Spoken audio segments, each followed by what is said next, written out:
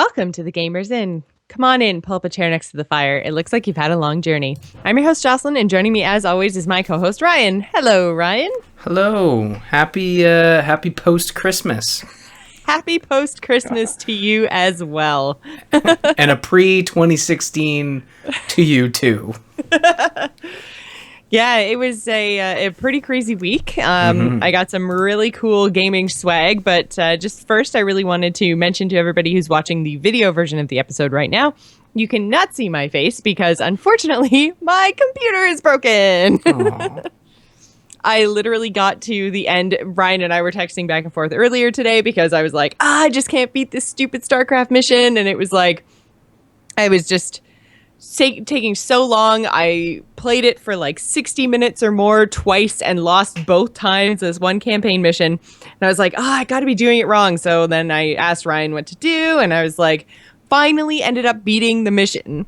And the thing that broke my computer is I beat the mission and it went to go look for like the cinematic, like whatever the next thing was. And my whole computer just went blue screen of death. And I was like, no, I just want to know how that mission ends. Computer problems are the worst, especially when they get in the way of such an amazing game that is Legacy of the Void. And now, unfortunately, you'll have to wait. Although it sounds like you've sorted out the issue, you've got some clear steps to take. Everything is good. Clear breaths. We tried the things that we thought would fix it, and Windows is just the biggest gigantic pain in the ass that you could ever imagine. Because basically what we were going to do was create a new, basically my SSD in my computer died is essentially what happened, and that housed my operating system. So we were going to put the operating system on something else and install it on one of the other like 20 hard drives I have, except for that we tried to do that and it didn't work. So I don't really know what the problem is. But yeah, like Windows on like Matt's computer wouldn't like recognize any of the USB devices that we put in to say like, put Windows on this thing so we can boot from it. And yeah, so it's just being picky and a pain in the ass and nothing's working. So except Skype, thankfully. You know what are great? Console games. Yes. Speaking of consoles, I was stupidly spoiled at Christmas, and somebody got me an Xbox One. Who would do such a foolish thing, Jocelyn? Who? Mr. Ping Pong Pete, my boyfriend, was super ridiculously nice and bought me an Xbox One for Christmas. So I'm really excited because we now have all the consoles in the house. So in 2016, there will not be a game that will come out that I will not be able to play. Perfect. You know, I did the same thing. I bought my wife an Xbox One, so, you know, I just really wanted to play the Xbox One, let's be honest. And that might be... You bought your wife an Xbox One? I'm joking. It's a joke. Okay, I was like, right, no. That's not what you do. That's not what you do.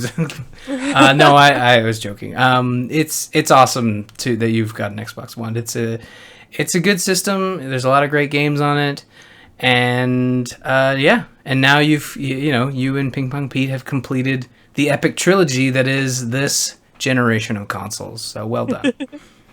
Exactly. I'm really excited. I'm excited to get into a lot of the Wii U stuff that's coming next year, like Zelda. I'm excited about the Xbox One exclusive stuff.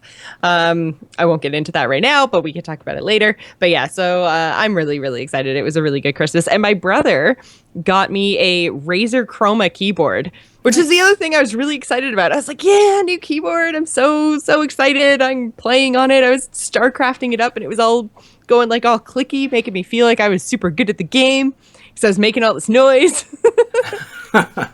So now you've got Ryan problems where you're making epic sounds with your keyboard. So when we're playing Heroes later, all you're going to hear is spamming of the keys. Well, we know Jocelyn's... Except I'm not using my keyboard right now. Oh, right. Sorry. My computer's dead. I'm doing a terrible job of making you feel better. Before the show, I'm like, all right, we're going to forget about the computer problems. We're going to have a great show. It's going to be awesome. We're not going to talk about your dead computer.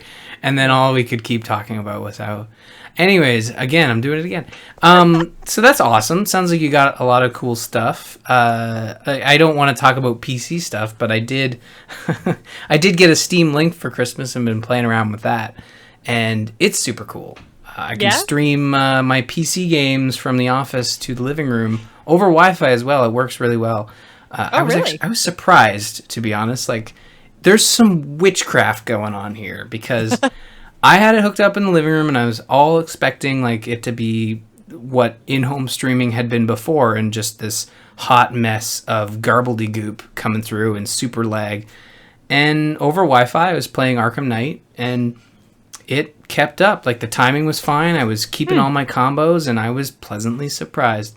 I am going to test it over wired connection to see if it fares a little better. I was trying Fallout 4, and there is some, when you watch YouTube and a video starts to load, there's that artifacting.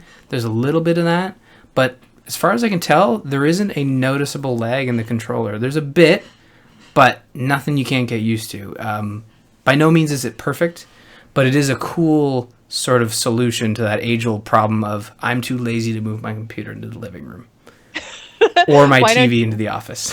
I was going to say, why don't you just play your PC games on your PC like a normal person? Because sometimes 27 inches isn't big enough, Jocelyn. Not a problem I've ever run into, but, well, to each his own, I guess, right? Sometimes you just, Kearney knows what I'm talking about. He's got a big TV. He understands. Sometimes you just want to have your computer games off of your little itsy bitsy monitor and onto your big screen. And it's a hell of a lot easier just to stream it for half hour or so just to get that fixed than to drag the computer in and stuff. But no, I do understand that I should play my games at a computer, but I sit at a desk all day. Why would I want to? I want to sit on the couch. We've had this conversation before. I know, but that's what like Xbox and PS4 are for. But yeah, but I didn't buy Arkham Knight on my PS4. And whose fault is that? Canadian video game prices? Maybe. Okay, well, whatever. I understand the argument you're trying to make. That is a good point. Why own the consoles if you aren't going to use them for what they're good for in terms of couch play? I get it. Exactly. I understand. So that, I guess, kind of wraps up what's going on with us and how our Christmases were. So we're going to move on to the Game of the Year section of the show. I'm really excited about all this stuff. We decided to do it a little bit differently this year. In previous years, we've actually gone through and had categories and given our picks for the categories. But we kind of decided this year that we were just going to do kind of like a year in review kind of thing. And then we're going to give you guys our Game of the Year. So we didn't cut that out completely. Don't worry. And then we're going to talk about what we're anticipating for next year. So I'm really excited because it kind of like lets the discussion free flow a little bit more. It's not like, and the nominees are award show like. So I agree. So yeah, I think we have a couple of places where we crossed over. We've got a couple of things that like were more Jocelyn played versus stuff Ryan played. Ryan played a whole shit ton more than I did. And I was going back and I'm like, why did I not play like anything? Like, what's going on here? Like, I really slacked on the AAA titles this year. And it's because I played like indie stuff for our Gamers in Game Night. And when I was just playing on my own, I was either playing Hearthstone or I was playing Ashran, like WoW PvP. And it kind of made me realize, like, I just went like super hardcore competitive in these two games that like ruled my life. Like, I was right up there getting all the conquest gear in Warcraft, which is something I have never, ever done before. And this month in Hearthstone, actually, I am not legend yet. There's still another day, and I got burnt out, but we're going to try it again tomorrow. But I did hit rank 1, so that's as close as you can get without being legend. So that took up a lot of time, actually. Those two Blizzard titles were a big part of my year this year. Yeah, I know you said I played a lot of games, but having prepped for this episode, I kind of got in the funk I normally get in after looking at all the games I played, and a long list turns into a very short one when you just chop everything off that I didn't finish. A lot of these titles, well, not a lot of them, but a few of them. That's really funny because I still included things that I didn't finish that I thought were worth mentioning. Well, okay. I mean, that's not to say they aren't worth mentioning. I wouldn't have put them on the list if they weren't worth mentioning. But I do feel bad when I look at some titles that I was really psyched about that I haven't finished, like The Witcher 3. I was super pumped for The Witcher 3. And I enjoyed it, but I never finished it. And I keep meaning to go back to it, and I keep wanting to go back to it. And there's nothing stopping me besides just all the other cool and fun stuff that is currently available to us. So if there's one thing I've had an issue with this year, is it's trying everything but sticking to only a few titles. But that does kind of show the quality of some of these games we're going to talk about that I actually did finish, some to amazing degrees of percentage that we will not go into for fear of Jimmy the Shovel getting angry at me. But the ones I did finish I thoroughly enjoyed, and most of them are ones that you played and finished as well. Yeah, I think the only things that I really actually finished all the way through to the end were Life is Strange and Until Dawn. The whole entire year, that's all I finished is those two games. Okay, well, some of them that I played, of the most that I played, that we both played and generated what I thought was great content for the show, and also great conversation between us and fellow friends, like Until Dawn and Life is Strange for that matter, those two games are Until Dawn's worth playing the whole way through. Life is Strange is worth playing through episodes 1 through 3, maybe 4, and then kind of making your own ending up for 5. Yeah. And maybe also rewriting a couple characters, but we won't get into it. Yeah. I really enjoyed Until Dawn, and that was when I played it and beat it. I was like, okay, Jocelyn, you need to play it. Just, I know it's not scary, and it turned out that it was, but it's not scary. You're gonna really like it, and I'm glad you beat it, because it's an experience worth having to get that. It's a narrative that I didn't think would be worth talking about at the end of the year, but it is a really good narrative just in terms of gameplay and actual story.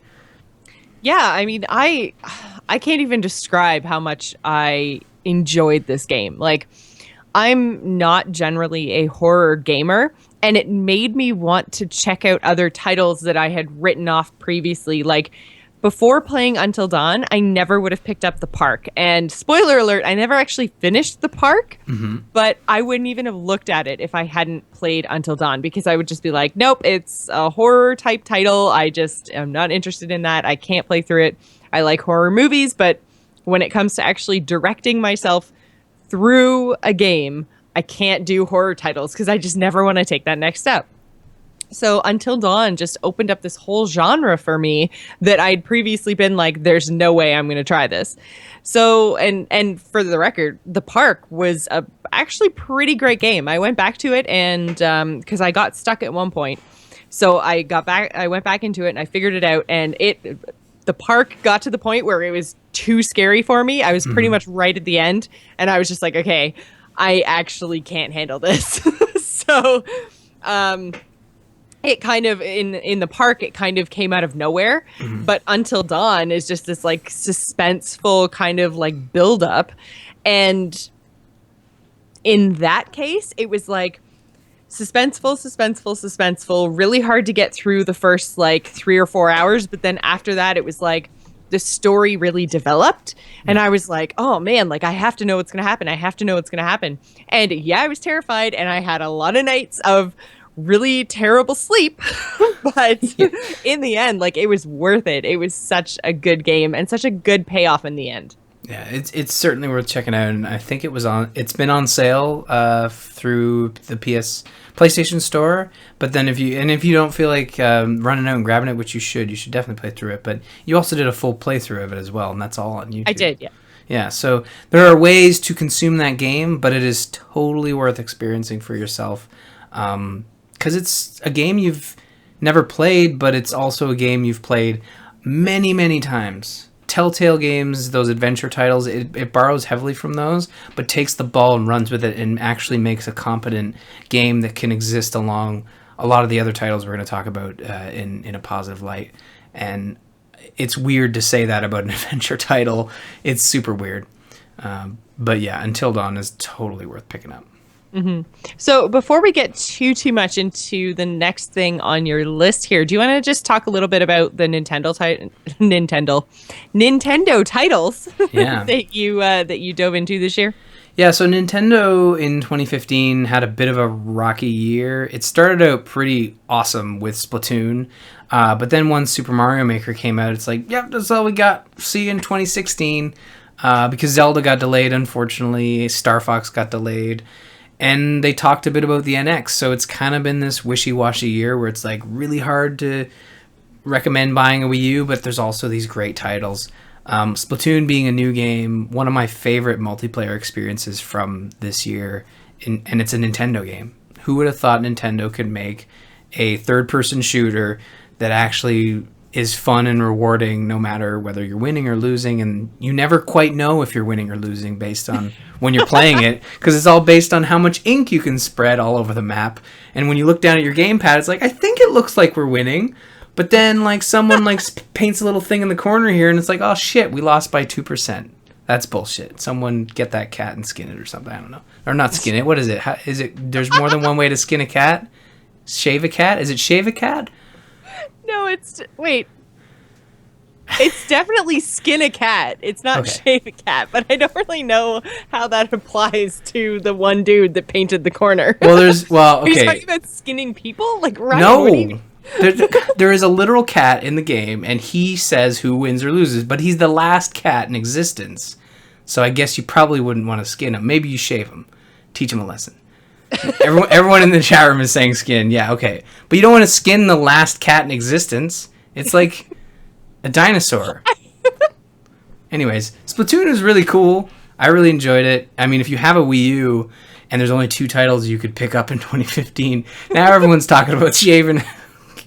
Come on, guys, we're moving on. So I really enjoyed Splatoon. It's a lot of fun. It's quirky Nintendo madness where you play as these like squidlings, and the whole point of the game is just to shoot ink at the map and other players. So even if you're terrible at aiming like me, you're constantly doing good things for your team by spreading the ink across the map. Super fun. I've been able to go back to it. I got 5 minutes. Let's play some Splatoon. So you've kept up with it then all the way through, not just like the first month it was released, because I do remember when it came out you were like, oh yeah, this is amazing, I'm playing it all the time, but you kept with it all through the year? Yeah, like I'll pop into it maybe once every couple weeks just to kind of play a few matches and see what's up, because Nintendo's been really weird about DLC this year, and that they've actually been doing it right. Splatoon, they've added new content to the game every couple weeks for free, new maps, new weapons, events to play through. It's actually been very un-Nintendo-like, and also very any other company. There's not many companies out there that are supporting their multiplayer games without microtransactions with free content. And it's a really cool promise to gamers as like, okay, we know you buy this game, we don't want you to trade it in, so here's a bunch of free stuff spread out from release to, I think they've committed to January 2016. And it's just fun. You never forget how to play, because literally all you have to do is, oh, that's our map? All right, I just got to put as much ink down on the ground as I can. And that's the purpose of every mode. And it's a lot of fun. I don't know if Kearney has it on the Wii U, but I mean, if you can get your hands on a copy, it is a really fun game to play. And the single player actually is really cool too, which is surprising considering it. I think it was a bit of an afterthought. Mm-hmm. Well, it sounds really fun, and I know, like, I remember all the episodes where we were struggling to talk about it in a mature fashion. You mean you were? Well, yeah, I obviously. Because you're squirting your ink all over everyone and everything. I mean, it's come on. Yeah, and then when you squirt enough at people, they explode. Like, I don't know why that isn't hard to just wrap your mind around without giggling. See? I don't know what's going on. Oh my god. So that's Splatoon, but Super Mario Maker, I think, was the experience that I enjoyed the most out of Nintendo this year. Mm-hmm. And I didn't even get to play it in like first person. I played it like over Ryan's shoulder, basically. Yeah. We designed like the best level ever. Unfortunately. So good. Unfortunately it was, I think, on the review copy, so the level doesn't exist anymore. We could easily build something far greater and far more maniacal if we went back to it. But Super Mario Maker is kind of the one game that I played this year that just made me have this smile across my face like the whole time, because it's like old school Mario, the Mario I grew up with, reimagined on your Wii U with high definition graphics. And I know it's like it's not high, it's high definition in the sense that they've taken these old sprites and old assets from the game and re-up them for the HD visuals. So if you put them side by side, you're going to notice a difference. But just playing NES style games in HD with Super Mario Maker is so much fun. Because I played those games when I was a kid when they first came out, and being able to play them again is kind of unheard of, you know?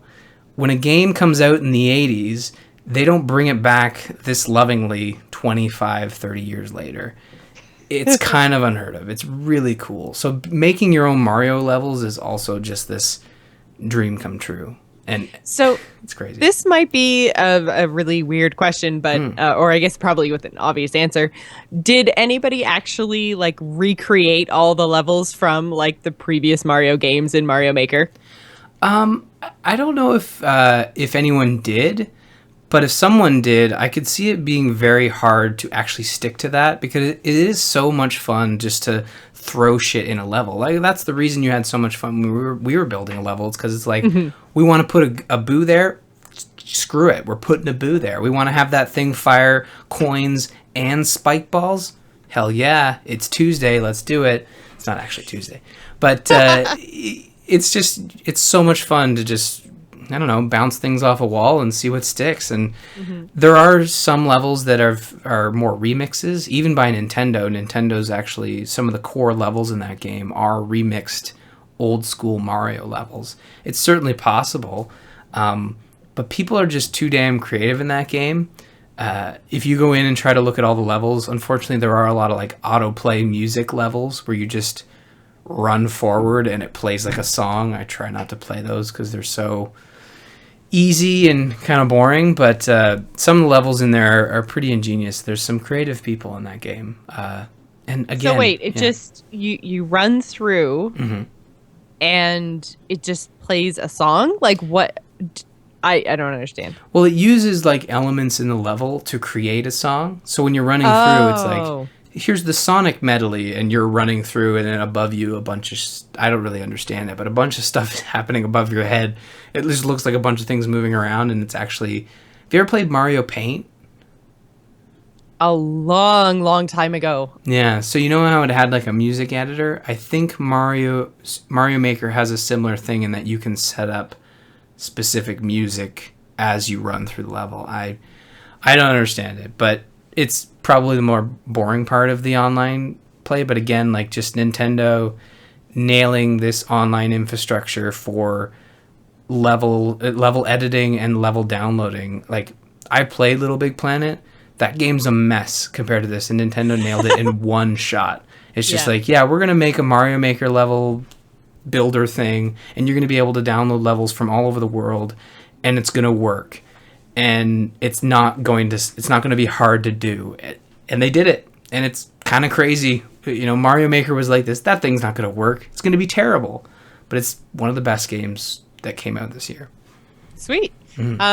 I know for me it was a big change this last week, because I've spent so much time playing like indie stuff, like I said, and Hearthstone, and it's been a really long time since I actually sunk my teeth into a AAA title.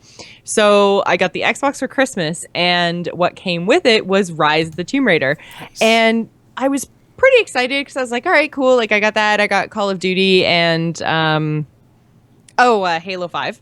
So I was like, you know what, out of these three, I want to play Tomb Raider. Like I didn't play the previous Tomb Raider, but I'm going to jump in. I'm going to see what happens and, just give it a try. I played for like 5 hours and like didn't even blink. I was just like, this is so much fun. And immersing myself in that, like, because I haven't really done it on the PlayStation. Like I played Until Dawn, but the graphics on Until Dawn are kind of like they're definitely not pushing the limits of the PlayStation. We'll put it that way. Yeah. So with like Tomb Raider, like, oh my God, it looks amazing. And like everything, the backgrounds, like the levels that she's traversing, like the actual animations of the characters themselves. It's so good. And it's been so long since I've actually thrown myself into a title like that. I was completely and utterly blown away with just like how much fun it was to solve all those puzzles and how amazing it looked. Like every time I turned around, I was like, "Whoa! Look at the water on that ice!" Yeah, I'm like, I am such a nerd right now. that game looks fantastic, and it is constantly throwing new, fantastic looking things at your face. Sometimes to Lara Croft's chagrin, as she is badly beaten throughout this game. Let's just put it at that. But it is a fantastic title. Like, this game, I think is the latest game to come out that I played all the way through and 100% it. Like, I did everything as much. I know you did, because I was like, I was gonna tease you about it. I was like, I was trying to find out like how much stuff I'd done, how much I had left to do. And, you know, as I'm going through, I'm like making sure that I'm finding all the things. And I'm like, I'm so totally going to kick Ryan's butt at this. And then I'm like, okay, I'm going to find the friends list and figure out how much he's done. And then I was thinking that like you were going to be at like 97% or something. And I was going to be able to like totally tease you about hitting 100% before you. And then I was like, all right, how much further do I have to? God damn it, Ryan's at 100%. I love that game. You killed my dreams. Well, that game is so much fun, and it was a lot of fun to just go through.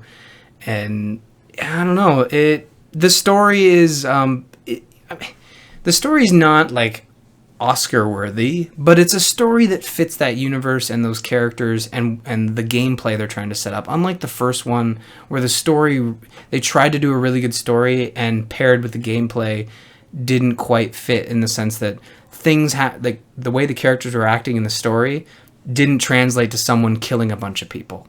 Whereas in this game, it actually works out quite well. Like, Lara's a badass. She knows she has to defend herself. She knows she has to save the world, the village, whatever. She knows she has to do and get stuff done.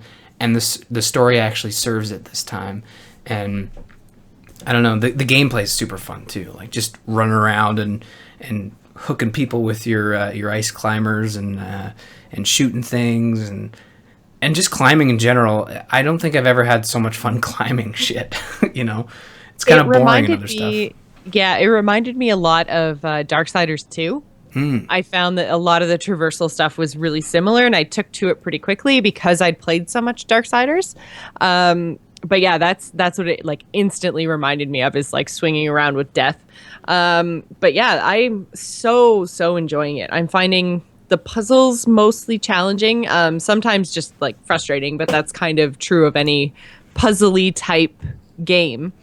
The only thing that I found with it so far anyways is I feel like it's like open world but not at the same time, because it's so story driven, but that like because like there I'm at the point now where like one dude that you meet wants to go like warn his village, and you're supposed to go with him to warn the village, but then it's like a whole bunch of side quests. And not only that, but like way back in the very first starting area, there's like a cave that you can only open with the rope arrow thing that I just got. And so I'm like, but why the hell would I go all the way back to where I started the game? Like, there's no like story driven reason for me to go back there, other than I know I saw this cave and now I know now I can open it, you know? Yeah, I mean, and that sort of goes back to the age-old Gamers Inn conversation of, I need to save the world, but things to do, you know, the whole Mass Effect thing. It kind of does, but it feels, I guess, even worse in this case. Like in Mass Effect, and I could say even this kind of side missions that I'm running into on my way to meet up with the guy to warn the village, like I'm running into allies and they need help to do stuff. Right. And so I can kind of see like me like running by a building and somebody going, oh, hey, they captured 2 of our guys. Do you have 10 minutes? I need help breaking them out. Like, that I can kind of get into because I had a reason to physically be in that space. Like, I'm running to the next thing. But to go all the way back just for one cave, like, I know it's completionist Jocelyn talking, but I'm just like, why even put that back in that area? You know, like, yeah. I don't know. And maybe I'm just not far enough for it to throw me back into that section of the wilderness. I don't know. Well, because it has been kind of taking me back through places again. But so it feels explory and open worldy, but too linear for that to work. Does that make sense? Yeah, that totally makes sense. The game is laid out in a fashion where the map is like a line with branching paths, but if there is a branching path, you end up just going back to the main line because there are areas, then there are expanded areas which are more open world. I think there are 2 or 3 large open world areas, and the rest are kind of linear branches off of that. Yeah, exactly. And this game actually serves that mentality better than the first one did, because in the first one you're stranded on an island and you're just trying to get the hell off of it, and there was one mechanic to upgrade things, and it was basically just grabbing salvage. In this game you're actually crafting things, so going back and collecting items that were left there by past people, cultures, that actually helps you progress through the game. And I think the story really sets up this, you versus them scenario where you are going to want as much as possible to take these guys out. So you're going to want to go back and revisit that area when you aren't chasing after or helping someone escape.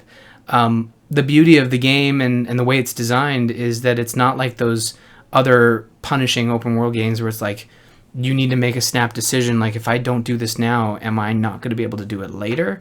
Rise of the Tomb Raider is designed in a way where it's like, no, we don't lock you out of content. If you want to keep traveling along, we'll tell you when you can't go back and do stuff. That's what I really love about this, because it scratches that completionist itch, which is why I got 100%, while not punishing you for having that itch. Like it's like, oh no, I can't help you. I can't go warn your people so they don't die a horrible death. I gotta go collect and kick these chickens or something. I don't know if that's one of the challenges. If it is, that's terrible. But I think there actually is a chicken related like throwing challenge. I think there's definitely an achievement for throwing a chicken into the air and then shooting it with a fire arrow. Not condoning that sort of nonsense. Why not? I did it once. Dinner. Yeah. I think it's like the achievement was like toasty or something. I don't know. I can't remember. I really enjoyed it. I'm glad you're really enjoying it, because I had the same experience. Like the first 5 hours is like, this game's amazing. Where did time go? Yeah. I was like, I'm just sitting there in the living room playing, and there's like Leanne's family's all here, and they're like watching me. I'm like, oh my God, I'm getting eaten by the bear again. And her mom actually came over and was like sitting on the couch with me and being like, watch behind you. Why don't you? Oh, look out. I'm like, that's not actually helping. that moment's kind really of cool. Adorable. Yeah, it's filled with a lot of those like really cool moments, but then there are also moments where things quiet down. It's like, all right, let's explore, let's find some stuff, let's complete some challenges. I made that mistake of actually exploring and walked like right into the face of this like giant, I don't know, leopard cat thing. And I was just like, oh, I was not prepared for you, and I literally climbed a tree. Nice. Hey, you know what they say? If you're ever attacked by a cougar, climb a tree. Please. Cougar. Thank you. Cougar. Don't take that advice. Yeah, don't climb a tree, because they can certainly climb. They will wait. I mean, they'll wait for you. But that game is really good. Yeah, it is. It's been so much fun so far, and I only just got it at Christmas, but I'm really looking forward to playing through the rest of it. I'm at apparently 22% of the game complete, so I don't know if that's story or if that's including all of the stuff I've been picking up. But anyways, I'm 22% of the way through, and I've played for 5 hours, so that's a real solid title there. It's a big game, so you've got a lot to explore. Yeah, some of the ones that I was kind of less impressed with, I guess, than I thought I was going to be were The Order and Game of Thrones. We don't have to spend a lot of time talking about them, but just like going back on our year in review, I was just like, man, these were things I was pretty excited about, and man, they just kind of tanked. The Order, not necessarily because of any kind of story or mechanic reasons, just it just didn't hold my attention. I had a lot of other stuff going on back in early 2015 with Hearthstone. That was my first push to Legend, was right around there. And obviously getting into Ashran, that was all, I think season 2 started somewhere in the March-April range. So it was like, I was pretty heavy into other things at the time, but I mean, I was also into other things when Until Dawn came out, and I couldn't put that down. So I mean, Game of Thrones was just straight up awful, but I Yeah. think The Order just needed something. I don't even know what, but it needed something that was a little bit more of a hook at the beginning, I think, to pull people in, because I still think it's a solid title. It has the potential to be really good. But one that reminded me of it and did pull me in right away was Assassin's Creed. Syndicate this year was so good, and this is another one that I didn't get it nearly as far in as I wanted to. I think I probably played about 4 or 5 hours altogether, and man, that game looks pretty cool. Yeah, and talk about a return to form. Like, you want to talk about most improved, look at Syndicate, and then look Yes. at Unity from last year, and it's like night and day. And a lot of the criticisms taken to heart in such a short amount of time to turn around a great product after a not so stellar year. Syndicate's got everything going for it. It's totally focused on single player, no multiplayer component, lots of fun things to do, challenges, characters to meet. I don't know if you got far enough to get the zip line or the grappling hook, which greatly improves climbing. You just basically shoot that grappling hook, and then you're at the top of a building in no time. Assassin's Creed is changed forever. You cannot have a game in that series without a grappling hook now. So. Yeah, I really enjoyed the little bits that I did play. See, that had a good story. It grabbed me with the twins thing. That was just, or I guess the brother sister thing. I can't remember if they were actually twins or not. But anyways, They are the Fry twins. Yeah, I think they're twins. Yeah, we'll call them twins anyways. Now. Yeah, really. I was so pulled in by the story, I can't even remember if they were twins or not. Well, they have such a great sort of back and forth relationship in the way they talk to each other. One being the goofy brother, and the other being the serious stand-up sister who wants to do the right thing, and they're both hilarious. They're the best of both worlds when it comes to Assassin's Creed characters, where the best Assassin's Creed games are the ones with the funny, give no shits character. That always crack jokes, and the boring ones are the ones with the boring character that's just like, I do this for honor and for to stab dudes in the neck, hoorah, you know. And then you get Syndicate, and you got best of both worlds. Like, you got the cracking jokes wise guy, and then you've got the straight as an arrow but still able to crack jokes in there and just have a good personality. Plus they have British accents, which is, come on, fantastic.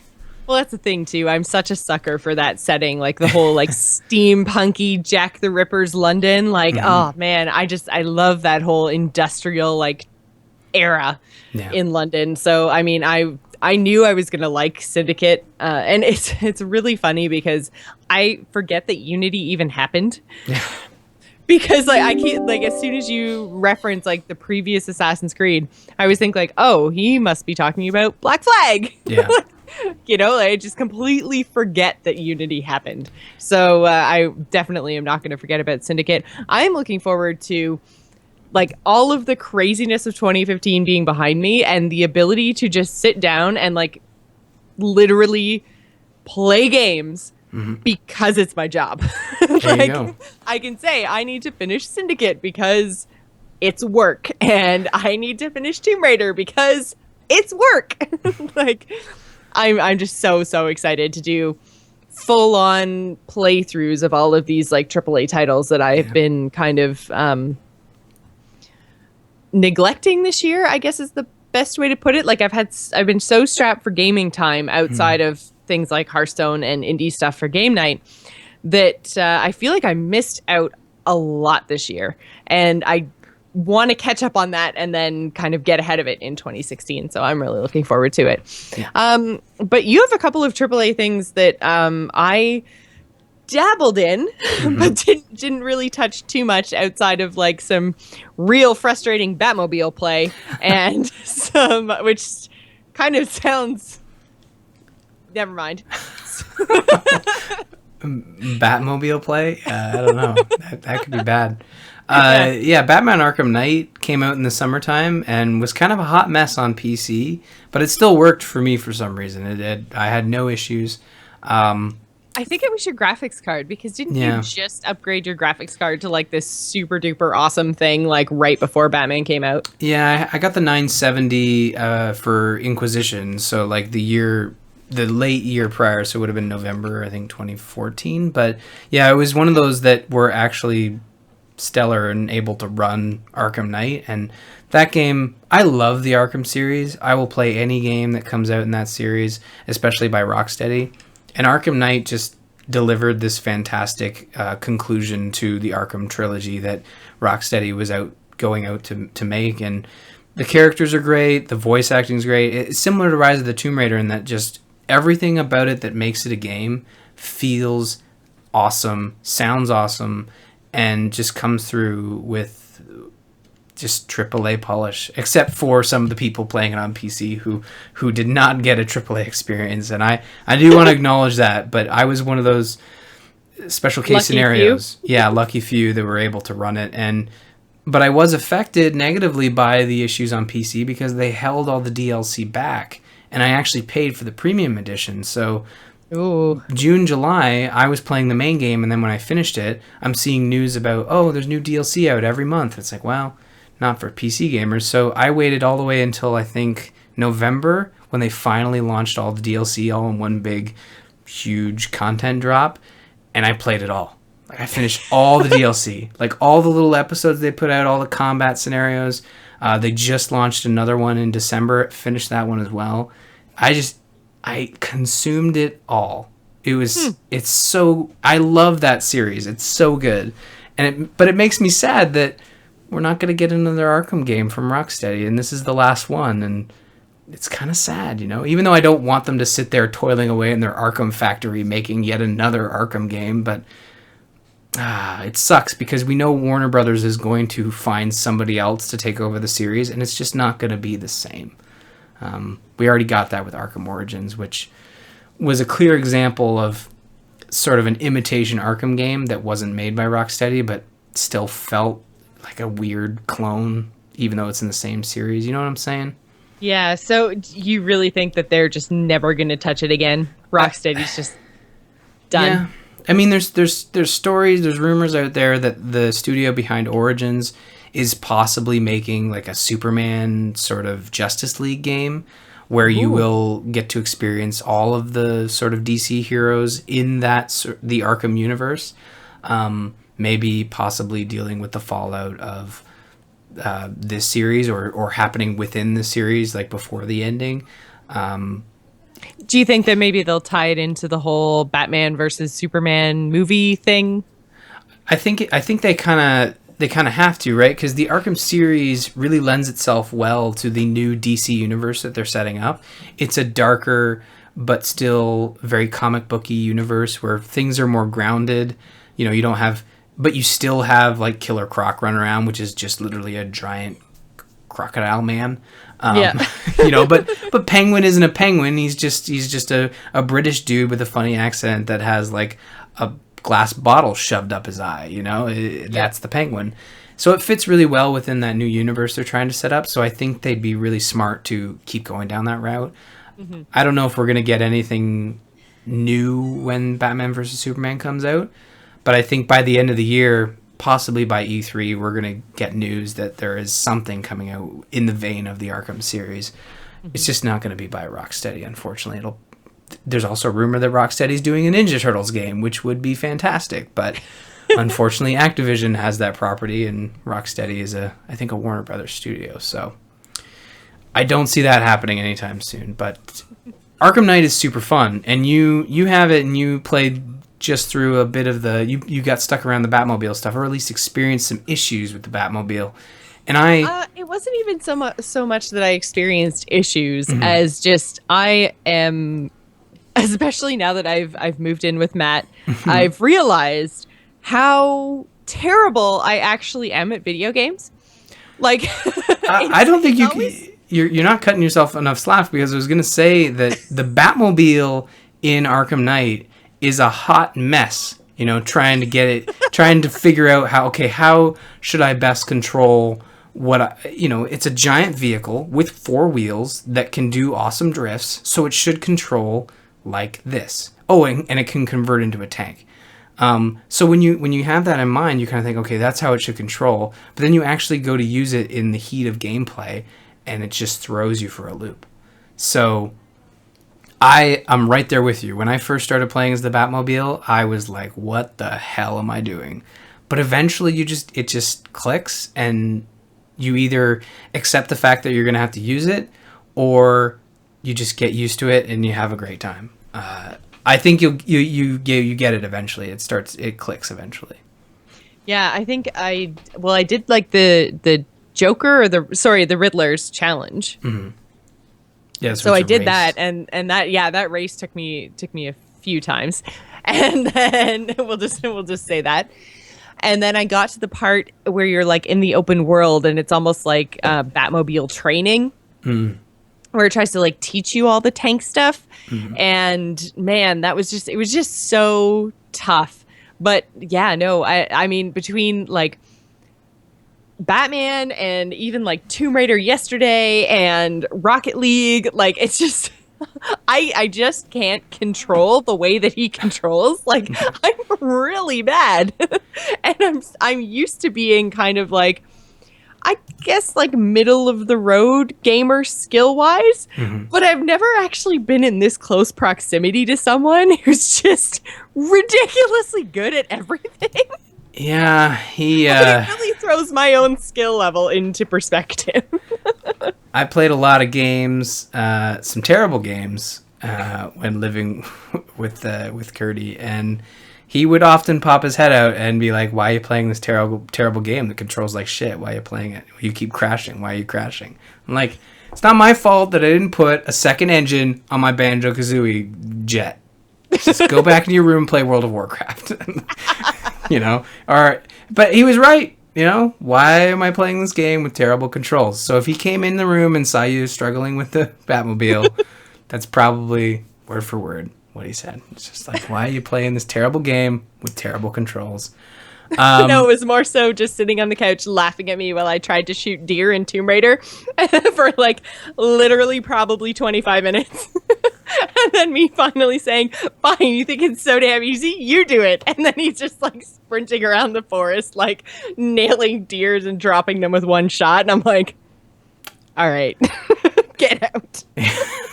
At least we know if he was stranded in a forest, he'd be able to make a fucking carpet and have room left over to like just have his drapes be deer and his welcome mat be deer. His wallpaper, deer. Yeah, the wallpaper. I mean, coat hangers everywhere. Just saying. Just antlers all over the place. Speaking of things that Matt is ridiculously good at, Rocket League also came out this year and took up a whole hell of a lot of our time. This game was just ridiculously fun until Matt got way too good at it and I couldn't keep up anymore.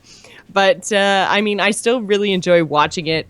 It's super cool to see all the moves that people can actually pull off with their cars, where I'm like still trying to master like the double jump. Yeah, Rocket League is a lot of fun, but he can fly in that game, and it takes some skill to fly. And that's another title that developer has just been supporting endlessly. Not to mention the fact that we got it for free on PS4 through PS Plus, which is an insane. Usually when PS Plus games get announced, it's like they're great games, but they're not games that you're actively out there looking to play, because they're sometimes re-releases or older titles that you may have missed. But Rocket League was a brand new title, super awesome, well received, lots of great DLC, lots of free updates. I mean, if you don't have Rocket League, then you're probably new to the show, because we've been talking an awful lot about it for about 6 months now. So yeah, I was gonna say, we got it free through PlayStation, but then also downloaded it through Steam as well, because I think it was like $20 on Steam, give or take. It's been on sale various different times, but man, Is it? Oh, yeah, man, Steam Winter Sale. We haven't even talked about that, and we probably shouldn't because we can talk about that next week. But man, oh man, so much, so much on sale. But yeah, Rocket League has been on sale a few times. It's around $20. It's definitely worth your dollars. And the really cool thing about it is that at our level of play, there is like no difference between the cars. It's not like, one car has more speed than another car, or, this car is slower but more powerful. It's all just, here's the game. It's cosmetic. You can, just go into it with whatever thing you think looks cool. And, Ryan and I are going to be able to compete against each other at exactly the same level. Even if I just downloaded the game and have access to one car and he's got access to 20. Like, it's not like there's this big, huge actual in-game asset difference between two players. It's all skill. So that's what I really liked about Rocket League, is that when I didn't queue in with people who were way above my level, it did a really good job of matching me up with people who I felt like I was on the same level with. Yeah. And speaking of matchmaking, like the fact that it is easy to create a party, even cross-platform between PS4 and PC, and just get in there, have fun.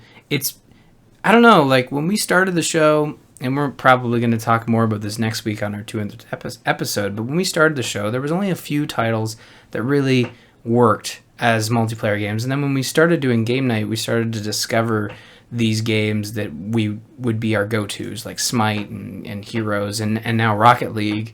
Rocket League is the perfect game for game night because like everyone seems to own it. You can have up to 8 people play against each other and create these custom games, and it's just fun,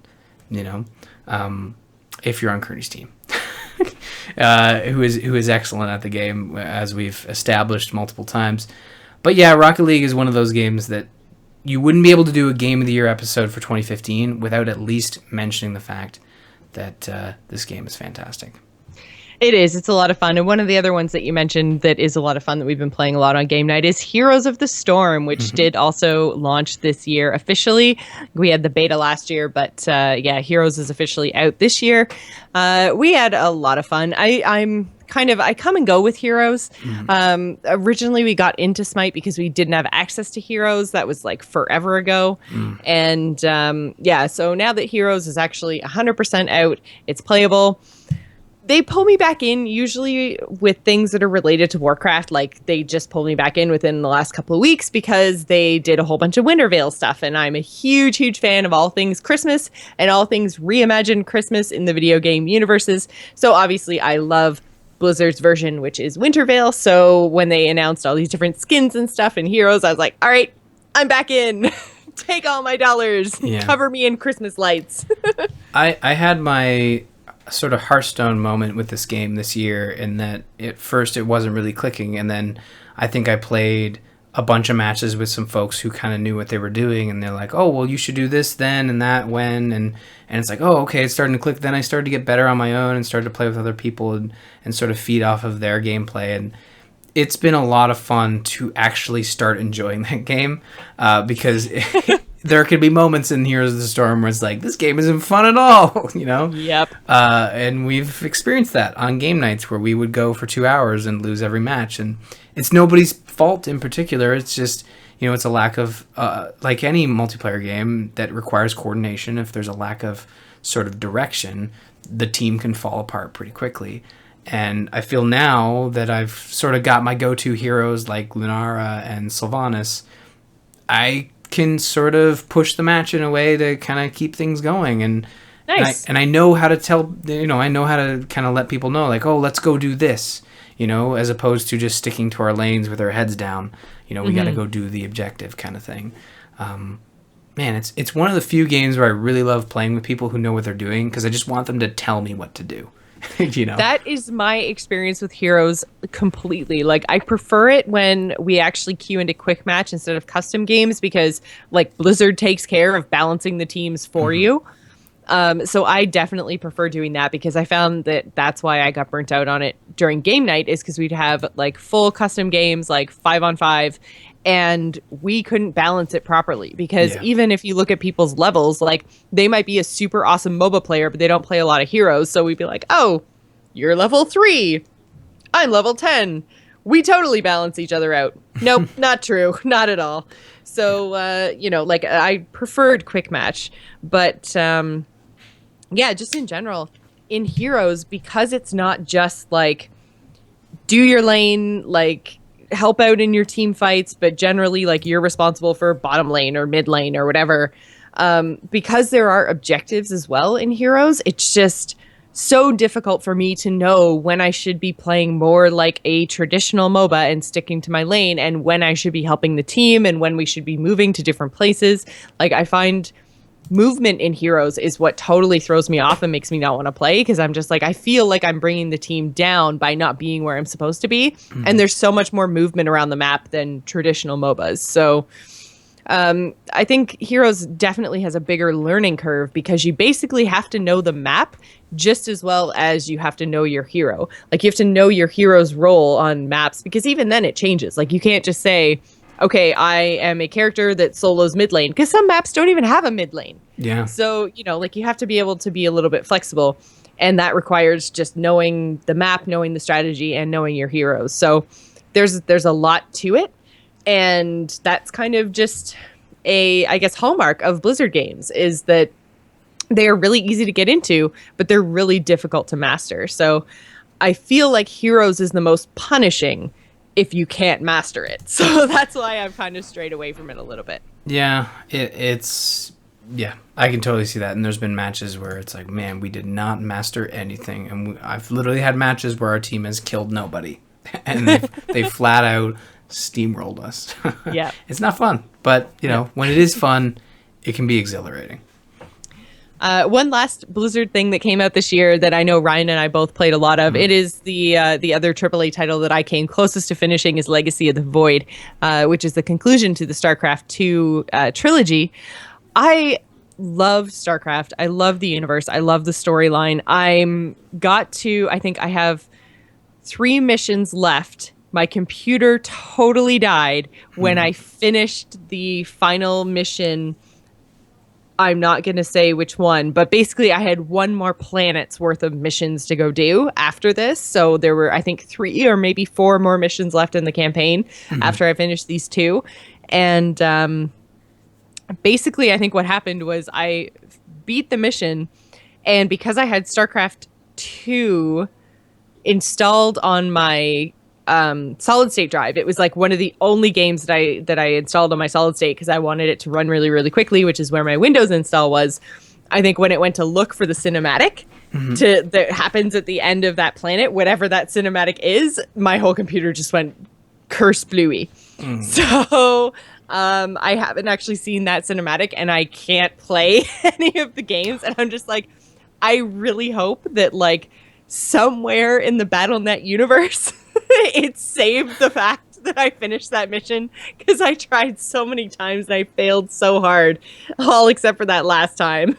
So I really, really hope that somewhere there's a save file or something that says this is where Jocelyn is in the campaign, that isn't stored locally on my computer. I'm not entirely sure it saves to the cloud, but it should. It's Blizzard. I hope so. I think they have. If it requires internet to get to play the game, then it should save to the cloud. But I've thoroughly enjoyed Legacy of the Void. I finished it, and man, Blizzard just makes great single player experiences. It's just unfortunate that they really have zero interest in doing that anymore, which is unfortunate. But I completely understand it as a business decision, right? Because it's like, Legacy of the Void costs a lot of money to produce. It's a trilogy that took 10 years to make, and they're finally done. And if you compare that to World of Warcraft or to Heroes of the Storm or Hearthstone, if those games last 10 years, which World of Warcraft already has, you are going to make a ton of money off of those titles, because there's microtransactions, subscriptions.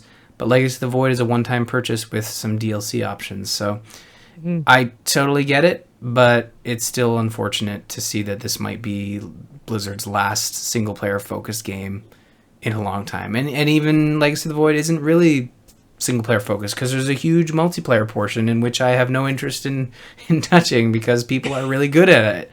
But they even built modes for me to enjoy multiplayer, because I can do comp stomps in the co-op mode. and actually True. have cool hero powers, which are so much fun. So yeah, it's a stellar title and a great ending in my mind. And not all people always love endings, and there's some grumblers out there. But for me, as an ending to the trilogy, it's like, yes, put a bow on it, fantastic, love it. I love when things finish, Jocelyn. You said to me, like, when we had our old notes, it's like, your favorite moment was the end of StarCraft. And I'm like, yeah, because it's done. It's finished. I know. I was like freaking out today. I was like powering through as much StarCraft 2 as I could because I was like, oh my God, if this is your favorite moment all year, like I have to know what this is. Like we're going to do a spoiler cast anyway in a couple of weeks. But, and actually Jim is saying in the chat room, thank you so much, Jim, for clarifying that it all persists when you reinstall because your campaign save data is on the servers. Perfect. Woohoo! That's really good. Yeah, but as a favorite moment, like it's not, but it is earth-shattering in the sense that it is the end of a trilogy. No matter how they end it, it is the ending. And it's like Mass Effect 3. Like exactly. It's done. These days, we do not get closure like that. If you look at all the titles on my list, it's the only one that has closure. Everything else, I mean, has that winky face ending where it's like, there might be more, Until Dawn. Actually, Until Dawn kind of put it. No, Until Dawn had the winky face. It had a winky face. Yeah. Life is Strange had a winky face. Rise of Tomb Raider, Arkham Knight. Destiny has a huge ass winky face by Activision. Halo 5, of course, has a winky face. Of course. Yeah. I mean, what about, have you actually finished Witcher 3 and Fallout 4? I have not finished those two, but I am assuming Fallout 4 has a huge ass winky face. I was going to say, I bet you anything there are winky faces in there too. Well, the winky face for Fallout 4 costs $50, and you can actually go buy it now, and it gets you nothing until probably March, Witcher 3, I think, has an ending. They've publicly stated that, The Witcher 3 is not the final adventure, but like Batman, it's kind of like, this is our ending to our trilogy, and we are going to go do other things because it's time to do something else. But I'm sure there's still a winky face. So many of the things, even if we aren't talking about games that have winky faces at the end. I love this, that we've coined winky face. Oh, yes, totally. We should write this down. So many of the titles that we play now don't have an end. There is no end to Hearthstone. There's no end to Rocket League. There's no end to Heroes, because these are multiplayer competitive experiences that have nothing to do with story. So and you're right, most of the things that we do, whether it's video games or there's movies, there are all of these things. Like the first thing that popped into my head was just like all the Marvel comic movies that we've got now. Like Captain America is like my favorite series, but like every single one of those movies is like winky face Avengers 7. You're kind of like, oh my God, like really? You don't even need to winky face anymore. Like I know that you're just going to keep making these until I stop throwing my money at you every time something comes out, which I am so terrible at. Yeah, it feels good to finish things. When you finish something, you feel accomplished, and it's like putting a big freaking check mark on it and crossing it off a list. Like, there's a reason that a lot of those getting things done apps focus so much on the experience of crossing things off your list. It just feels awesome to finish things. And when there's 15 games in this list and there's winky faces for all of them, except for one, that's kind of telling. And I understand completely, because when you finish something you really enjoy, you want more of it. And even when you look at Mass Effect 3, like, it was pretty concluded as a game series with those characters, but we're still getting a new game in the series. So even when there isn't a winky face, hot damn, the bill's got to be paid. There's a winky face a-coming, Well, speaking of closure and finishing things, I think that will kind of put a bow on our look back at 2015, which reminds me, we have to tell everyone that you should go to bit.ly/amove store to check out all of your favorite shows on glassware. We have all kinds of stuff. There are pint glasses, there are wine glasses. I feel like there's something else that I'm totally forgetting. There's decals. Oh, the decals. That's it. Right. because did I say decals or decals? I can't remember what I said last time. I always call them decals. I call them decals too. And apparently that just threw the chat room right off. They're like, what are you even talking about, Jocelyn? Well, let me tell you about the amazingness that is a decal, or a decal if you prefer. If you're American and you want to make fun of Canadians for saying things the way we said things all our lives. It is this super, super cool sticky thing, kind of like a sticker that you can put on surfaces like glass to tell people how much you love things. Like, say, the Gamers Inn, or A Move, or Into the Nexus, or wait, I already said Gamers Inn. The other show that I do, Angry Chicken. You know, all those super cool things that are on the A-Move network. So if you want to publicly display how much you love us, you should go to bit.ly/A-Move store, which brings us to part 2 of our Game of the Year discussion, where we're going to tell you what our actual Game of the Year was. Oh my God, I'm so excited. So we just go 3, 2, 1 and blurt it out? Is that what we're doing? No. I think we should kind of talk about, because I know I talked about just generally, the stuff that I wish I'd played more of, and right at the top of that list for me is Witcher 3, because I feel like that was always kind of on the edge of my mind. Like, oh man, everyone says they love this game so much. They really, like, I really need to get into Witcher 3. Like, I need to give that game another shot. I need to get into that maybe tomorrow. Yeah. And it just never happened. So, I agree wholeheartedly. Like, it's one of those titles. I did put 30 or 40 or 50 hours into it, maybe. I did a good chunk of it, but it's such a huge game that when you say, oh, I'll do it tomorrow, you're literally like, I'll find 6 hours to actually sit down and relearn the mechanics and get back into it. And it's a daunting task, but it's a game that I think will age well as we move into next year. And it's probably one of the best open world RPGs that came out this year, story-wise, gameplay-wise. So it's one of the ones that I actually have on console. So I feel like I'm probably much more likely to play one of those than if it was on my PC. Because I find with my console games, even if I don't actually have the box, like the console is just so much more visible to me. Sure. If I have it on PC, it just goes into the gigantic black hole that is my Steam library. And that library in and of itself is so daunting. And I'm always looking at my computer. And as soon as I sit down on my computer, I'm like, well, I wonder what's going on in Warcraft. Probably not the same shit that's been going on for the last 10 months. Nope. It's going to be totally different today, I bet. And I can always find something to do. But I never sound like a South Park character. Oh, I'm sure there'll be nothing new today. Oh, everyone's pooping on the street. Like, that's a South Park storyline, isn't it? I haven't watched South Park in a long time. But, I agree with you. Like, my PlayStation, every single time I go to sit down and watch Netflix, my PlayStation and now my Xbox One are staring me in the face. And they're like, why haven't you touched me in a week, Jocelyn? Come on. And I'm like, I'm sorry, PlayStation. I still love you. I promise. I've just been super stressed. Yeah.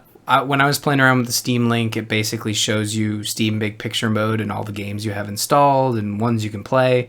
And I was like, I don't know what to play. And I started to have a panic attack about, like, there's so many games here. I'm just going to play Batman. You know, and I played Batman again and added to my 60 plus tally hour wise for.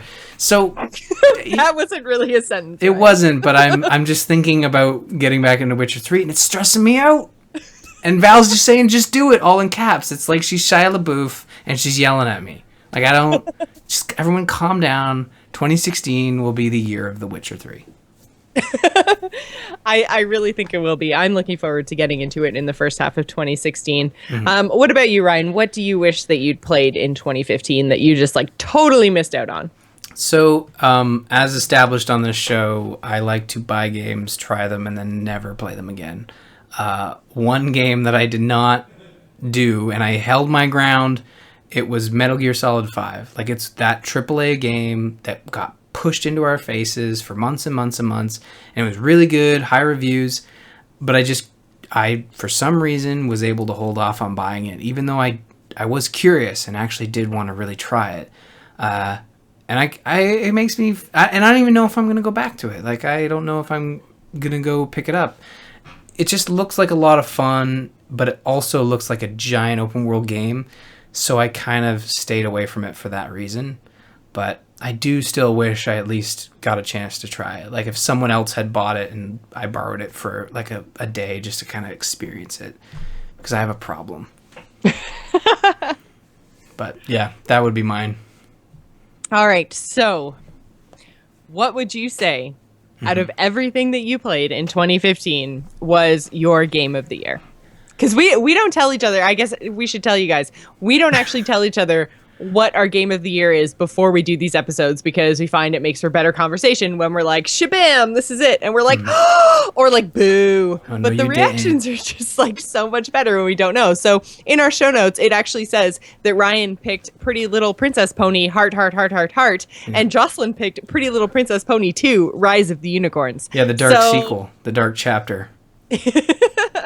I just thought I would share that with our listeners so you guys know that I am just as in the dark as you are right now with what Ryan's pick is. Although I think I might know, but I'm not sure. It's probably a safe bet. I chose Rise of the Tomb Raider.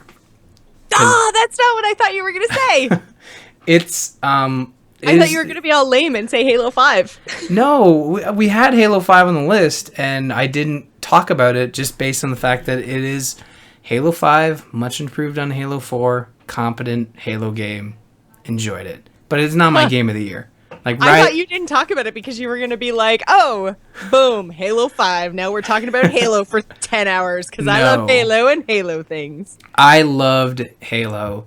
It was really good, and this isn't like oh shit, Jocelyn's right, I did forget to talk about Halo.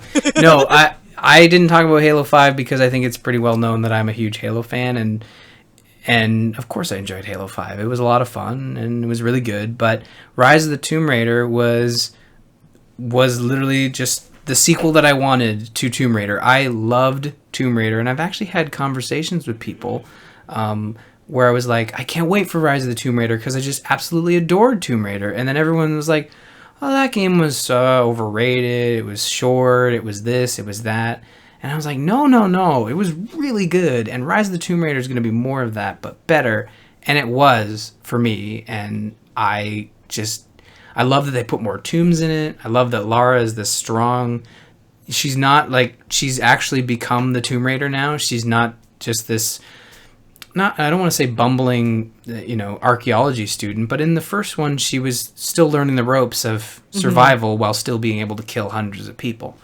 She was pulling a Nathan Drake, really. Yeah, it really just didn't fit. Yeah, but in the sequel, she is thrown into this scenario where she is fighting off people who are legitimately evil, and she is defending herself as well as other people in this new environment. And it looks fantastic. It sounds fantastic. It is so much fun to play. And it's just a great single-player experience with a fun story and a conclusion, a beginning, a middle. And at some point, you are going to finish the game and then be like, okay, let's get the sequel. Let's get the DLC. And it was the one game this year that it came out the same day as StarCraft and Fallout. And there's a reason I didn't talk about Fallout is because I didn't play any Fallout. I bought it, played like 20 hours, which is nothing in comparison of how big that game is. But yeah, Rise of the Tomb Raider, I literally took weekends to just sit there and play nonstop and try to beat it as soon as possible because I was enjoying it that much. Mm-hmm. Yeah, I've absolutely loved it so far. Probably my favorite part of it, actually, because I didn't play the first game, I didn't have kind of the lead up of the story, I guess. Mm-hmm. And so my favorite part has actually been finding like the letters. Mm-hmm. Because when you find them, they're these big, huge blocks of text, but they're all voiceovered. Yep. So like they're read to you. So I find them, they give me story, but it's all like read to me. So I'm like not skipping over anything. Mm-hmm. I'm not like skim reading. Like I'm actually absorbing all the information. Yeah. And it's giving me this really awesome, rich backstory that's adding to my single player campaign. And like, I love it. I'm looking for all of them. Like I can't skip a document because they're just so cool. So that's been my favorite part so far is just how rich the story feels because of that voiceover. I feel like that's the part that they did really, really right.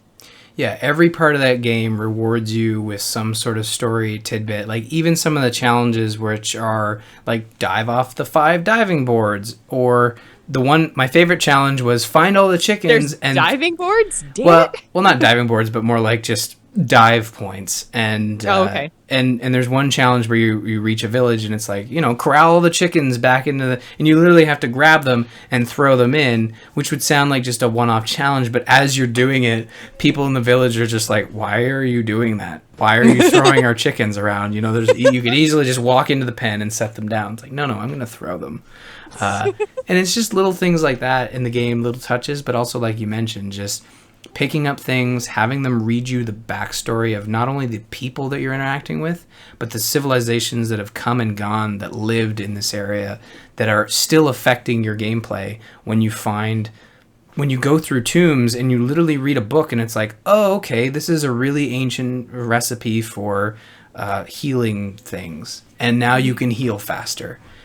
Doesn't affect the end game. You could still play without it, but it's nice that going through that tomb wasn't just the experience of the puzzle. It's also the reward at the end. And everything rewards you in that game. It really does. It's really good. Which is I've loved the challenge dungeons, and I just went through one. Challenge tombs. Sorry, too much time in Warcraft. But yeah, the challenge tombs. I just went through one that actually getting to the tomb was the challenge. There was like a teeny tiny little kind of you had to break a counterweight out of some ice, but that was like a tiny puzzle right when you got there, and then literally it was just like opened up this temple. You walked down this big kind of like cliffy thing, and then out onto this like round platform in front of this gigantic natural cave formation. And that was your whole entire tomb, was just this like one-off puzzle. But the puzzle getting there was like getting there with like scaling the rocks and stuff. So I was that was really cool because the previous ones that I'd done were really easy to get to, but then the challenge was like navigating your way through the tomb. Yeah. So yeah, it was like even within challenge tombs, there's variety. So I'm really, really loving this game so far. Yeah, and I mean, challenge tombs are just one of the various type of tombs you'll go through. There's also, like I had mentioned, the sacred tombs, and then there are actual tombs where you go through and like literally push over a tomb and find a coffin, and like, oh, you found like this shotgun add-on in this guy's tomb, and it's. If you think too much about it, like something like, why would he be buried with a shotgun add-on? Yeah. Or are you being serious, or is that just a dumb example? It might be a little bit of both. But no, I found one like super old tomb that had like some submachine gun part in it or something. Yeah. I was like, well, maybe it fell down through the cracks in the boards that I broke and then fell into an open treasure chest that then closed from the impact. Well, maybe this person just really likes guns, because people like to be buried with things they really enjoy, and maybe this person just was really fond of that submachine gun part. I don't know. Like 3,000 years ago? 3,000 years ago. Or maybe someone came in there and they had to hide it, and then the backstory's there. You just didn't find the right document. But the other awesome thing I'll touch on, then we'll move on, is just the Metroidvania style, where you're coming across a cave and it's like, oh, I don't have the rope arrow. Well, I'll come back to that. I love that in video games. I know some people don't. I hate that. I know, it's like video game cock blocking. It's like, oh, you don't get to go into the cave right now, but later you'll have the assets you need. And it's like, some people hate that. For me, I'm like, oh boy, I'm gonna get a tool to be able to pull this barrier down. Sweet. And that's all. You know what? I think really cool. I think my big problem with that is just strictly the location of the one that I can currently remember, because I have to go so far back. I think I would be totally fine with that in like the big open areas. Like you mentioned, there's 2 or 3 big open areas with kind of branches off of them. I want my branches to be 100% accessible the one time I go through them, and then have all of those kind of like, maybe later when you come back better geared, I want those in my big open areas. Like, I think that's my problem. And that, I think, is just it's a game design preference on my part. Yeah, and there is a fast travel system for those areas all the way at the back, so you can go back to them Yeah. and experience them without having to trudge through everything to get there. That is true. Yeah, I did figure out the fast travel thing. Although I fast traveled somewhere where I'd already cleared the area, and I thought that that meant that there were no more dudes there. There were totally dudes there. Like a lot of them. It was like one of the hardest parts that I've had to play through so far. And I was like, oh man, I missed a couple of documents. I'll just go back. And then I just get mowed down again. And I was like, no. Poor Lara. I've killed her in so many ways so far. She dies in some pretty spectacular ways in this game. But that's the other thing. Is it better or worse than the first game? Well, see, that's the thing, is they've actually taken to heart some of the criticisms from the first game, and that the death scenes aren't as brutal as the other one. They're still there, but they're not as gore happy as the first one. The first one had these issues where when you died spectacularly, and you died on camera longer than you would have hoped, with sounds you never wanted to hear. That's what I remembered the criticism of the first game being. And then so I'm playing through this one and I'm dying a lot. Mm-hmm. And I'm like, this isn't really like, I mean, I fell off a cliff and you just kind of like disappear. Yeah. And I think there was a couple of other ones where like I fell in the water and got shot multiple times in the water. And I definitely fell in a spike pit. But even that, gruesome. Yeah, it was pretty gruesome, but it wasn't anything I thought I would write a big, huge Reddit post about, you know? And I was like, I remember people being like full on outraged in people who I normally thought were very level headed were getting really upset about this. So I was like, I feel like they toned it down in the second game. Yeah, another thing they actually toned down in the sequel, as I see taking to heart like the way the gaming industry has changed over the last few years, is also the sexualization of Lara Croft and just sort of the blatant, like boobs, when you're loading through in the first game, as you transition through areas, you'll kind of sneak through crevices and the camera will clearly like just, oh, here's our opportunity, like pan up above her as she's going through with the low tank top, or as she's crawling through, like pan down to show like a butt shot or whatever. In this game, I didn't see any of that weirdness.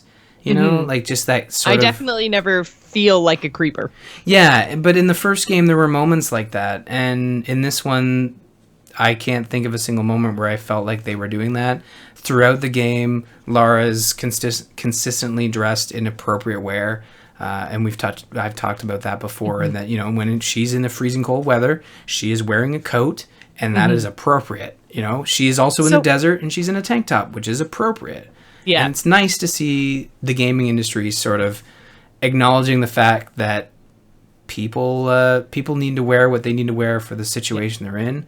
And, boob armor isn't necessarily a thing that practically works, or, bikinis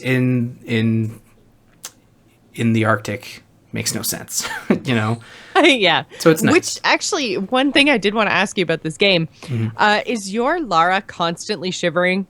Yeah, she's cold. Okay, because like she's cold to the point that I'm getting annoyed with it. Because I'm just like, just shut up. Just please stop shivering. Like, because it's like everywhere I'm walking, she's just constantly huddled up like, I'm like, okay, I get it. You're cold. I get it. Just stop. You do get to the point in the story where Lara progressed to the point where you are in more appropriate. You're not as cold. Like, you're still early on where she is technically still surviving, but eventually she gets her shit together and she's like, all right, I'm warm. Let's do this. Okay. Because that does come. Just like, I don't think I can take 25 hours of this. Like, is there somewhere in my tech tree where it can say, like, no longer feels the cold? Because I'm going to pick that talent next. Well, you are a cold-blooded killer, right? So you'd think at a certain point you would just lose all feeling entirely, right? Right? Yeah. I mean, well, makes sense. No, you do. The game does progress in a way that you do eventually are not cold. I mean, you're still going to see, like, the breath, but you're not going to be... That's fine. I just don't want her, like, making the shivering sounds. Like, she warms up. All the time. It's like, remember, what was that game everyone... Oh, it was Dragon Age.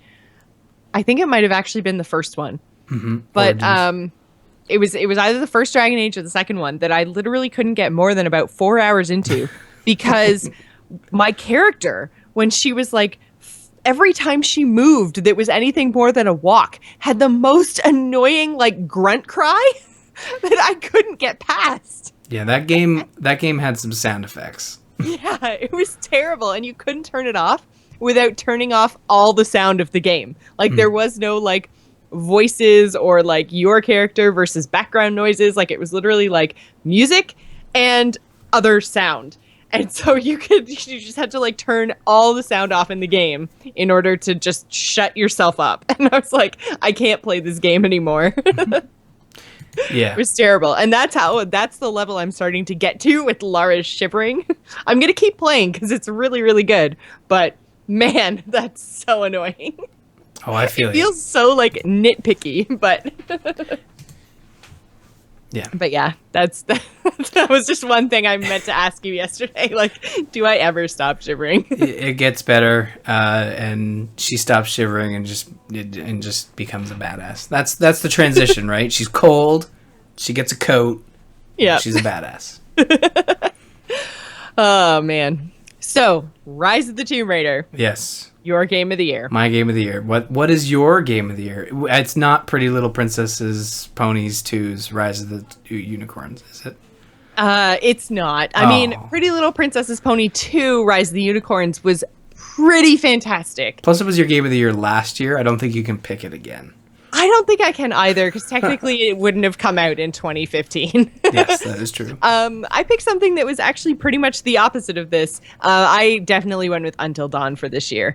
Nice. As everybody pretty much knows, I am traditionally really a story-driven gamer, and Until Dawn had the most completely absorbing story that I played in 2015. I had to see how that ended.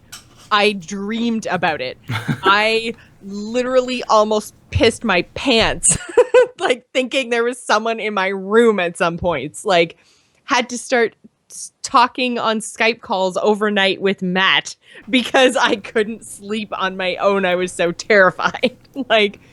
But you did enjoy also, it was a really, really good story that pulled from a whole bunch of different things. There was some really, really cool, traditional, kind of tropey horror bits. There were super cool, like, myth, legend things woven in there as well. Like, it wasn't just straight up like, this is a ghost story, or this is a slasher killer story, or this is a Native American graveyard story. It had, like, all the best bits of all of that woven together into this really compelling, approximately 10-hour experience. And it did a really good job in the first few hours of being super suspenseful and scaring the absolute crap out of me and making me like hit the ceiling with how much I gasped and jumped. But there's no jump scares, right? Oh my god, there's so many jump scares. Guys, don't listen to Ryan. He is the worst. Okay, so I say, there's not many jump scares, like, because the last scary game I had witnessed you play was Five Nights at Freddy's, which is all jump scares. So when I didn't even put that in here. Five Nights at Freddy's can go, I don't even know. Can go Five Nights at Freddy itself. Yes.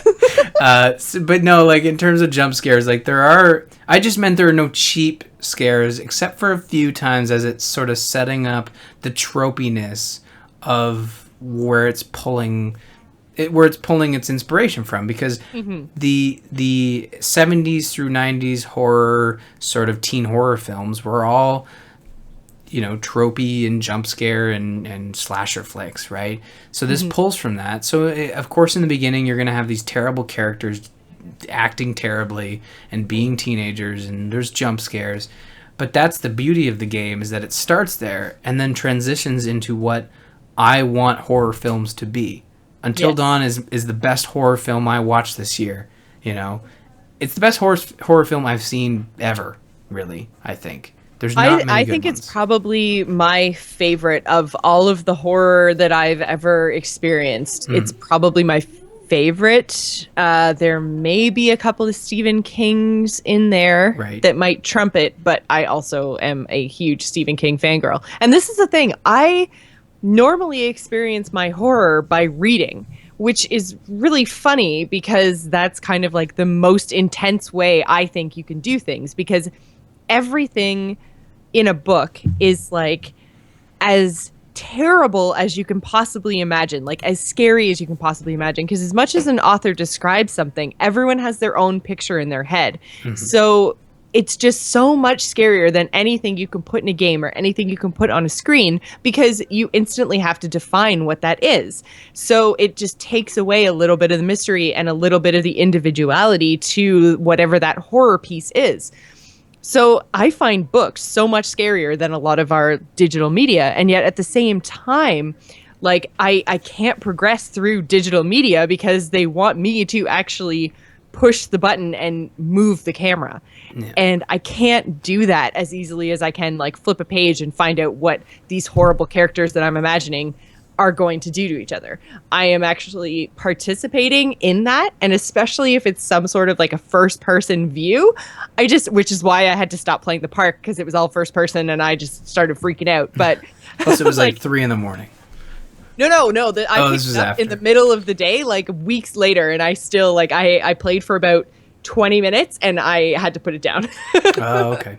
Because I hit the part where it really starts to ramp up, and anyways, that's not important because that's not what we're talking about right now. But yeah, like I have such a hard time finding a reason in a horror video game to actually push my character forward. And Until Dawn gave me those reasons over and over and over and over. It's like, yeah, we know you have to do this super scary thing, but we've split the party up.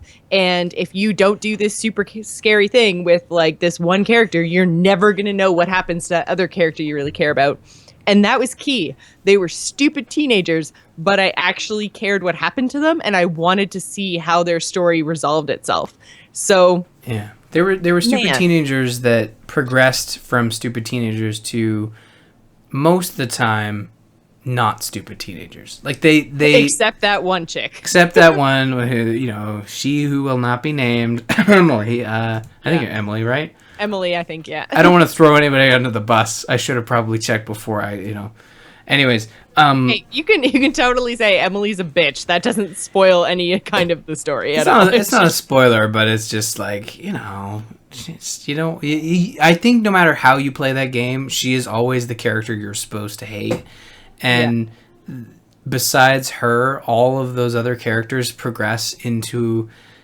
And she's supposed to stay the person you hate, but all the other characters progress into their own way, and they all just turn into these strong characters trying to survive the night while helping their friends. And she's the only one that refuses to evolve as a character.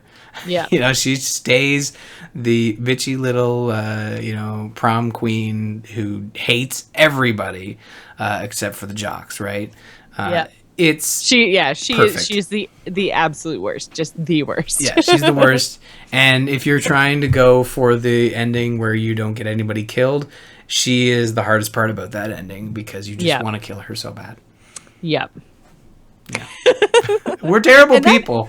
Oh, completely. Yeah. That is another thing that I really liked about Until Dawn, is how flexible it felt. Like, it felt like I was making decisions, and my decisions actually really mattered, because things that I did were going to, keep some characters alive, maybe kill others. Like, I felt like the whole time I was making a difference into the outcome of my story, even though the main story arc progressed the same. Yeah. The way that I experienced that story was different than anyone else that played that game. So just because like all the conversations that you have and all the relationships you have and the ways that you choose to do things have an impact. Like, that's my biggest problem with a lot of these adventure games, is like all your choices make a difference, but then they don't really in the end at all. But in this one, it's like, well, you could have one person survive all of this. You could have everyone survive, and anything in between those two things could happen.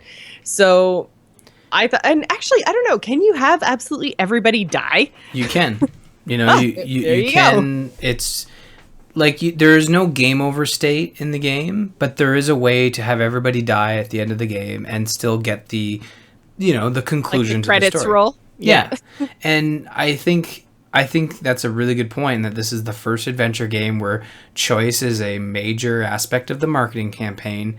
And it was crazy to think that there was little to no marketing for this game. And if you're going to market a game, oh, it's got choices. Like, this is the one you push because it's a game with choices that actually matter. Because sure, the outcome is the same, but the fates of characters, that some would say that's the most important part about a game is what happens to the characters. And when you make a choice that impacts their life or death of themselves or of other characters, you really feel it, you know? And often most of those games are like diamonds. We've had this conversation before where it starts like or at a point and then works its way out, and then by the conclusion it comes to a single point, and your choices really just lead to the same things. But in Until Dawn, it is this literal butterfly effect of everything happening and changing and cascading, and then by the end of it, Emily's dead, which, you know, is good. Except not in my playthrough. No, I think she lived in my playthrough as well. I think the only person that died in my playthrough was... Oh, 2 people died. It was Matt, and at the very end, I couldn't keep the controller still enough because Zoe jumped on the couch, and it moved the controller, and then I think Sam died, which was super unfortunate because she was one of my favorite characters. Yeah. But that is super unfortunate. it is. Stupid Zoe. I think that kind of what you touched on there with the whole no marketing of Until Dawn, I didn't know a whole lot about it until literally like the week it came out. And then I was just like, oh, that actually seems really cool. I think it was because we were talking about Life is Strange. And then people were comparing Life is Strange to this upcoming game, Until Dawn. And, you know, so I started reading about how, you know, the differences Until Dawn was going to make to the genre and how, you know, what it was trying to do. And so I picked it up when it first started, or I guess, Ryan, you got the review copy of it and then sent it along to me when you finished it. And man, I really, really enjoyed it. And I had zero expectations going in. And I think that that's the difference. It makes a big difference to me in a lot of things, like whether it's movies or video games. If I have low or no expectations, like just no idea what to expect out of whatever the product is, I usually enjoy it a whole lot more than if it's like, I don't know, the last Harry Potter or, you know, the next season of Game of Thrones. Star Wars is a terrible example for me because I had low expectations going into that because I'm not a huge fan anyway, and I freaking loved it. So that's not a really great example. But it just had a lot of marketing. But no, I agree. Going into a game like makes that a really big difference, and I had no expectations going into Until Dawn, and it blew me away. So I would recommend it to anyone who hasn't. It is a PlayStation 4 exclusive, so I would recommend it to anyone with a PlayStation. Yeah, it's a solid title, which you could probably find on sale because unfortunately Sony kind of dropped it like a hot potato. Even though it was one of their only games that came out this year that was worth mentioning. Everything else, PlayStation was multi-platform. I think we talked about. So yeah. But yeah, so we talked at a ridiculous length of everything about 2015. What are you most excited about going into 2016? So I'm just going to quickly mention it, but at first I'm going to mention the irony of looking back at our 2014 episode where I mentioned my most anticipated was Zelda. So I'm going to do that again. Zelda, please, for the love of God, Nintendo, give me Zelda. I'm just going to keep putting it here. Ryan needs it. Yeah. I feel like we're going to see it like pushed another year, and it's just going to come out for whatever the system is after the Wii U, which we're probably going to get in 2017. At this point, I wouldn't be angry. I'd be just like, please just give me that Zelda game. It looks so good. So as a runner-up, I put Mass Effect Andromeda, but I also recognize sort of the problem with that in that it's coming out holiday 2016 and could easily be delayed to BioWare's preferred March launch window. Yeah. So I might be setting myself up for another year of waiting. I completely forgot that the next Mass Effect was actually due to come out in 2016. So I think that probably would have won. What I ended up going with is something that we know we're going to get in 2016, which is Quantum Break for the Xbox, which I'm really excited about. I think the whole manipulating time thing is going to be a really cool game mechanic. So plus I really like that actor, Ashmore. Yeah, he's Canadian too. Yeah, he is. And which has no bearing. Really like I don't know why I mentioned that. It's always good to, recognize Canadian talent. Yeah. Nathan Fillion. Exactly. Oh, man. Halo 5, Game of the Year. I changed my mind. Nathan Fillion's in it. No, Quantum Break looks really fantastic. And you're right. Has a release date. I think it's March. I believe, yeah, I don't know if it's an actual date or if it's just spring. But anyways, I feel like since it's early 2016, I might be safe to say it's coming in 2016. Yeah. No, I Even think with it's a 6 or 8 month delay, we should still be good to see it. I think it's one of Microsoft's big titles that they're pushing for, so it'll come out in 2016. So I think you're good. And then also, I'm looking forward to Overwatch. Obviously, I had a lot of fun playing that when I was actually able to, and Legion as well, because I mentioned earlier on in my look back at 2015, I did a whole hell of a lot of PvP in WoW this year. And for me, the change is coming in Legion, where basically instead of having a currency you use to exchange for gear, it's all just XP. So you just earn PvP XP in Legion, and that's going to be awesome because Nice. I feel like everyone's just going to be on a little bit more of a level playing field. So I'm really excited for that. So the launch of Legion, Overwatch, just Blizzard in general, keep doing what you're doing because you're awesome. I'm really looking forward to that. But like I said, I think 2016 is probably the year of AAAs for Jocelyn. I'm super stoked. Yeah. No, Blizzard's rocking it for 20. They're rocking it every year. They've got a big. I know. Yeah. Every year now they've got something new, and even if they don't have a big title, they've always got their little driplets of content for Hearthstone and Heroes, and I guess next year Overwatch. So yeah, I feel like when we started Gamers In, it was like we had it was Heart of the Swarm and Diablo 3 were just kind of, well, I guess Diablo 3 was just kind of launching. Heart of the Swarm came a little bit later. We had Pandaria. But basically, like, we had like one Blizzard thing to talk about a year. And now I feel like we're just like, oh my God. And then this is happening in Warcraft, and this is happening, and they're launching a new game called Overwatch. And then Heroes is getting these new maps and these new heroes. It's just like Blizzard everywhere now. And they've just like exploded in content creation in the last like 2.5 years. It's been absolutely incredible. So, I mean, we're already talking about another WoW expansion. We've been doing the show for 4 years, and we've now talked about 3 WoW expansions: Pandaria, Draenor, and now Legion. Like, it just, it's crazy. Yeah. It's Go Blizzard, go. All of the content. They just keep trucking along. Yep. So we wanted to remind everyone that game night normally we do on Thursdays, but this week we're doing it right after the show. I think. Are you still game? It's now almost 11 o'clock because we should have seen this coming. Our Game of the Year episode always goes long. But are you good to play some Heroes matches? We'll play a few matches. We'll get some time in and see how it goes. And cool. Yeah, it'll be fun. All right. So game night, which is normally Thursdays, is going to be right after the show this week. So we are going to be doing that over on twitch.tv/JossPlays. If you'd like to support the show on Patreon and help us do things like game night, you can go to patreon.com/thegamersin and support us there. Thank you, everyone who has supported us all the way through 2015. We love each and every one of you, and you allow us to do all of this fun extra stuff, like our once-a-month call-ins, which I think we have to schedule sometime in the first week of January, because we haven't... No, wait. Did we do a call-in? We did a call-in, yeah. We did a call-in. Right before Christmas. We usually schedule them for the third Thursday of each month, which I realize falls exactly on Ashley's due date. So we'll see how she does. If I have to jet, we'll make sure Jocelyn's streaming that night. So if I have to leave, we can just leave everything running. And you guys can keep calling in, and I'll give you updates from the hospital. That sounds perfect. Yeah. So yeah, our next monthly call-in then will be January 22nd? I think 21st. Oh, 21st. I was like, I kind of vaguely remember your due date. I don't even, yeah, so the 21st, so the third 21st, Thursday, 21st. Yeah. So, check that out. And again, that is patreon.com/thegamersin. That's going to do it for us this week. We are going to do our 200th episode next week. That will be Wednesday. It will be back at our normal time, which is 7 p.m. Eastern on Wednesdays on twitch.tv/amovetv. If you are curious about all of our crazy switching around everywhere times, you can go to amove.tv/calendar for all the details on all the AMove shows. If you'd like to visit us on the web, you can go to gamersinpodcast.com. You can also find us on AMove TV along with other fabulous podcasts, including The Angry Nerd, Into the Nexus, Overwatchers, and The Angry Chicken. You can follow us on Twitter. You can find me, Jocelyn, at JossPlays, Ryan is at R. Murphy, and don't forget to follow the show at The Gamers Inn.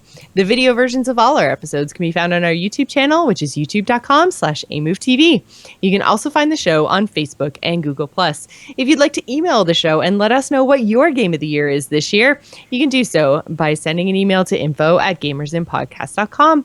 So thanks for staying at The Gamers Inn, and remember, tune in next week for episode 200. Oh my God, send us all the things. Send us the things.